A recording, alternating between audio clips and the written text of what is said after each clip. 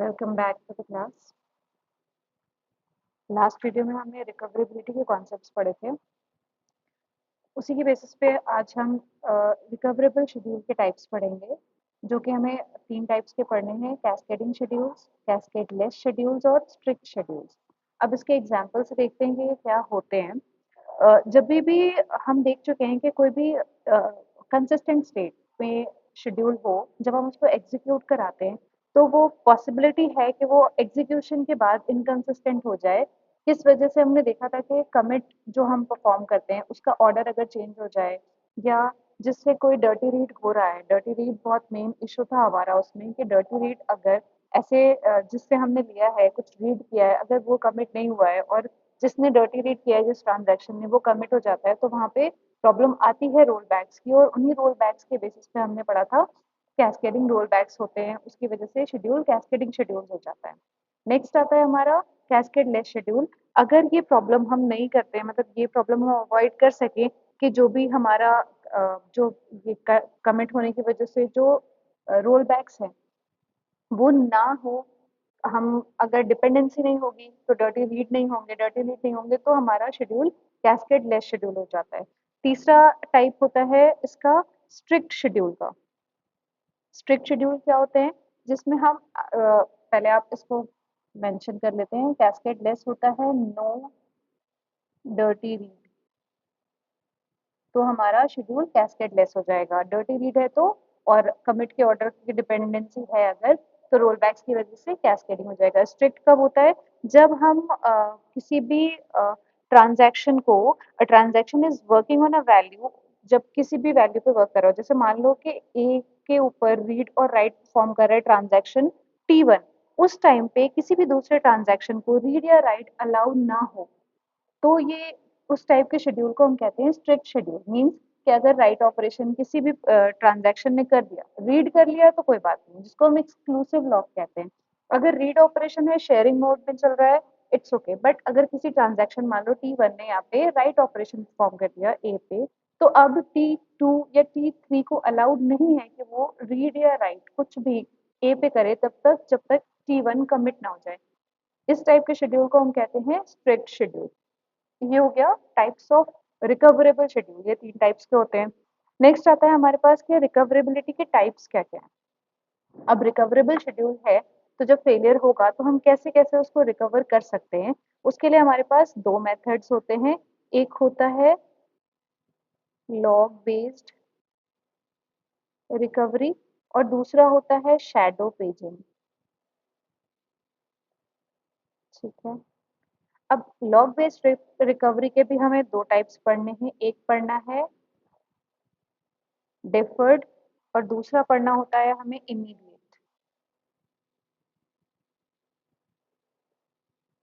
ठीक है, एक एक करके हम पहले लॉग बेस्ड रिकवरी देख लेते हैं, यानी डिफर्ड और इमीडिएट क्या होता है, उसके बाद हम शैडो पेजिंग पढ़ेंगे। तो डिफर्ड के लिए मान लो कि कोई एग्जांपल लेते हैं हम, कोई एक ट्रांजैक्शन है, उसने किसी डेटा आइटम को रीड किया, उस पे कुछ राइट ऑपरेशन परफॉर्म किया, देन अगेन उसने दूसरे डेटा आइटम को रीड किया और उस पे कुछ राइट ऑफ बी परफॉर्म किया। अब इसका क्या होता है डिफर्ड डेटाबेस मॉडिफिकेशन में, कि जब भी हम कोई फेलियर होता है तो लॉग, जो रिकवरी मैनेजर है वो जाता है इसका लॉग चेक करता है। एक लॉग हम मेंटेन करके रखते हैं, जैसे फाइल मेंटेन होती है, जो लॉग रजिस्टर्स होते हैं, उसी तरह से हम इस ट्रांजैक्शन का लॉग मेंटेन करके रखते हैं। जैसे T1 स्टार्ट हुआ, नेक्स्ट उसने क्या किया, T1 ने ए की वैल्यू को मॉडिफाई किया। अब मान लो इसने ए की इनिशियल वैल्यू हमने दी थी 100, मॉडिफिकेशन करने के बाद इसने किया ए इक्वल टू ए प्लस 100, तो अब क्या हो गई ए की वैल्यू, जब ए प्लस 100 कर दिया तो ए हो गया 200। तो ए की जो वैल्यू आई, अब न्यू वैल्यू वो स्टोर्ड हो जाती है इसमें। इसके बाद क्या किया, T1 ने बी को रीड किया और उसके बाद उसमें मान लो बी में भी हमने बी प्लस 100 किया, तो इसकी भी वैल्यू हो गई, पहले इनिशियली 100 थी और अब 200 हो गई, तो इसने राइट किया। उसके बाद यहाँ पे कमिट हो गया है, तो हम लिख लेंगे यहाँ लॉग में T1 कमिट। अब फेलियर जब होता है या एग्जीक्यूशन कंप्लीट हो जाता है, उसके बाद लॉग मैनेजर क्या कहता है, करता है इस लॉग को चेक करता है।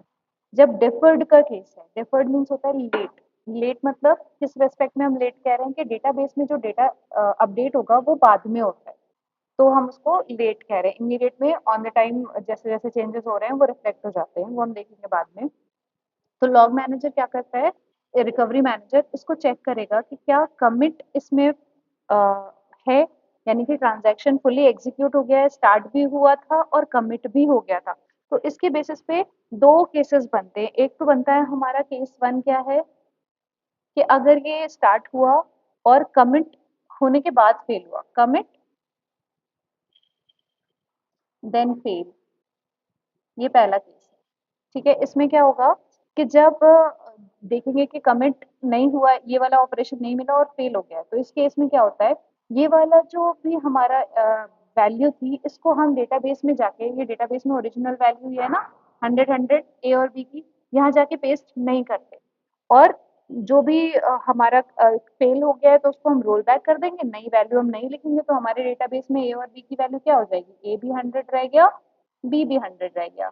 कब कब ऐसा हुआ, जब कमिट और सॉरी ये मैंने आपको बताया जब कमिट नहीं हो पाएगा, कमिट देन फेल यानी कमिट होके फेल हुआ है, तो कमिट हो गया है इसलिए प्रॉपर एग्जीक्यूशन हो गया है। मैंने आपको रिवर्स बता दिया, एक बार फिर ध्यान से सुनो।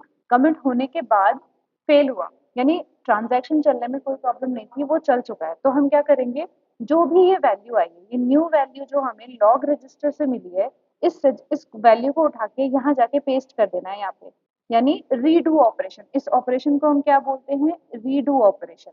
ये वैल्यू उठानी है, यहाँ जाके अपडेट कर देनी है, तो अब डेटाबेस में ये वाली वैल्यू हट के आ जाएगी 200, इसको भी अपडेट कर देगा यानी ओवरराइट कर देता है ये।